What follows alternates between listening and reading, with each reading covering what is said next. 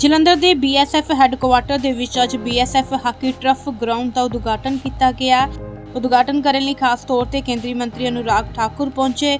ਇਸ ਦੌਰਾਨ ਉਹਨਾਂ ਦੇ ਵੱਲੋਂ ਸਭ ਤੋਂ ਪਹਿਲਾਂ ਪੂਜਾ ਕੀਤੀ ਗਈ ਤੇ ਬਾਅਦ ਦੇ ਵਿੱਚ ਉਹਨਾਂ ਨੇ ਗਰਾਊਂਡ ਦਾ ਉਦਘਾਟਨ ਕੀਤਾ। ਇਸ ਦੌਰਾਨ ਕੇਂਦਰੀ ਮੰਤਰੀ ਅਨੁਰਾਗ ਠਾਕੁਰ ਹਾਕੀ ਖੇਡਦੇ ਵੀ ਨਜ਼ਰ ਆਏ ਨੇ। इस मौके अनुराग ठाकुर ने कहा कि अज BSF हाकी टर्फ ग्राउंड का उद्घाटन किया गया है। खेडो इंडिया के तहत भारत सरकार ने एक ग्राउंड बनवाई है। इस नाल ही उन्होंने कहा कि खेडा की गल की जाए तो आर्मी का भी बड़ा वड्डा योगदान रहा है, चाहे वह मिल्खा सिंह, पान सिंह तोमर अते होर इदां दे कई खिडारी ने जिन्हां ने भारत देश का नाम रोशन किया है। इस दे नाल उन्होंने कहा कि भारत सरकार की सोच है कि वध तो वध खेडां नूं उत्साहित किया जाए। भारत में खेलों को बढ़ावा देने के लिए नरेंद्र मोदी जी की सरकार ने जहां एक और बजट को 3 गुना से ज़्यादा बढ़ाया है, वहीं पर बहुत सारी योजनाएं खिलाड़ियों के लिए चलाई है, जिसमें टारगेट ओलंपिक पोडियम स्कीम और अन्य खेलो इंडिया सेंटर्स, जो 1000 सेंटर्स हम देश भर में खोल रहे हैं।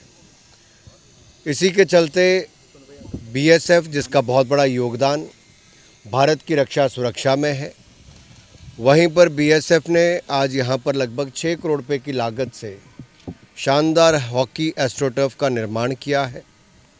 ये भारत सरकार के खेल मंत्रालय द्वारा दिया गया पैसा। मैं DG साहब श्री नितिन अग्रवाल जी का और उनकी टीम का आभार प्रकट करता हूँ कि समय से पहले उन्होंने इसको तैयार किया ताकि खिलाड़ियों को सुविधाएं मिल सके।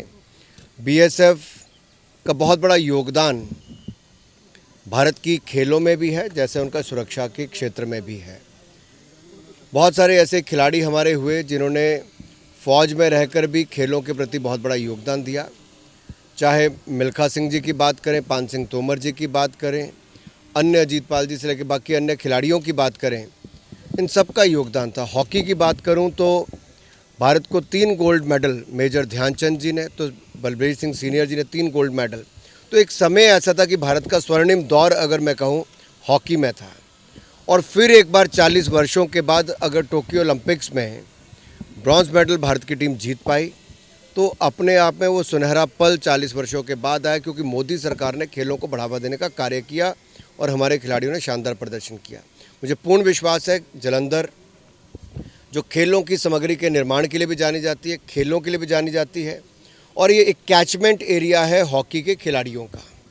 चाहे संसारपुर की बात करें, जलंधर की बात करें, अन्य क्षेत्रों की बात करें, तो ये हॉकी टर्फ जो है ये ना केवल BSF के खिलाड़ियों के, बल्कि इनके माध्यम से उभरते हुए खिलाड़ियों को भी यहाँ पर लाभ मिल सके, वैसा हमारा प्रयास रहेगा। सर खेलो इंडिया के तहत जो पैसा बांटती है सरकार, सर खेलो इंडिया के तहत जो पैसा आप करोड़ों रुपया बांट रहे हैं, लेकिन वो स्टेट की तरफ से आगे बच्चों को नहीं डिस्ट्रीब्यूट हो रहा। इस बार भी पंजाब में जो बच्चों को अपने जेब से पैसा खर्च करके जाना पड़ा, तो वो इसका कुछ आप कर रहे हैं कि? देखिए, खेल एक राज्य का विषय है, प्रमुखता राज्यों को ही अपनी जिम्मेदारी निभानी है।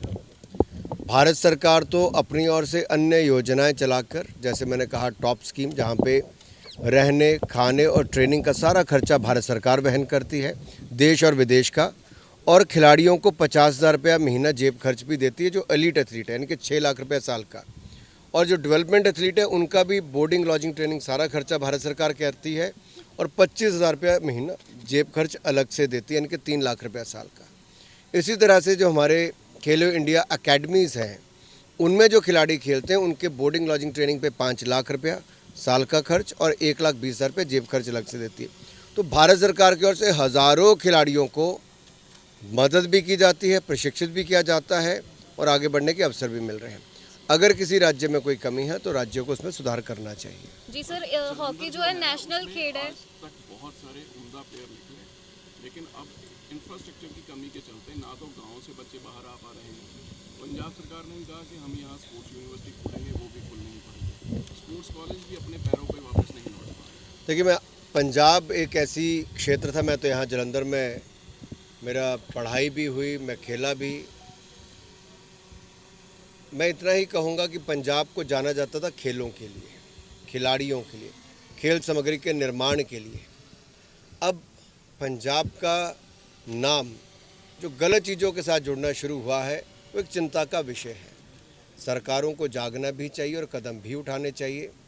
दुर्भाग्य ये है कि जो खेल के विस्तार के लिए और प्रमोशन के लिए जो पैसा खर्च होना चाहिए उस तरह से वो प्रोग्राम्स ना नज़र आएँ तो निश्चित तौर पर चिंता की बात है। हमारे साथ लगते सूबे आगे निकलते चले गए।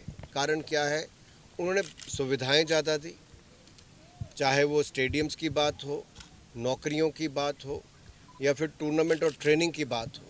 तो मुझे लगता है पंजाब में भी एक मौका है और अच्छा करना चाहिए। सर विरोधी पार्टियां बीजेपी के खिलाफ खड़ी हो रही हैं, उसके लिए क्या बीजेपी तैयारी कर रही है? सॉरी, सर विरोधी पार्टियां जो है वो बीजेपी के खिलाफ खड़ी हो रही हैं, वहाँ कि विरोध बीजेपी की ताकत दिखती है कि बाकी किसी में दम नहीं कि भारतीय जनता पार्टी का सामना कर सके। और जो इकट्ठी हुई हैं उनका अगर आप ओवरऑल सेटअप देखेंगे तो लालू जी जो ज़मीन के बदले जॉब, ममता जी नकद के बदले नौकरी, नीतीश कुमार जी जो 1750 करोड़ रुपए का पुल एक बार नहीं 2 बार ढह गया, भ्रष्टाचार के नए आयाम स्थापित हुए, उनके अपने सांसद के बेटे को हज़ारों करोड़ रुपए का एम्बुलेंस का ठेका देके घोटाला जो हुआ है उस देश के सामने आया है। एक किसी नेता ने 15 पार्टियों की एक दूसरे से नहीं पूछा भाई तेरे यहाँ पे घोटाला है तो भ्रष्टाचार मुक्त सरकार कैसे दोगे। ये तो हालत है इन सबकी। भ्रष्टाचारी चेहरे एक मंच पर इकट्ठे हुए हैं और पूरी बैठक में से कुछ और नहीं निकल कर आया। एक ही बात निकल कर आई, मम्मी नाराज है, राहुल जी शादी कर लो।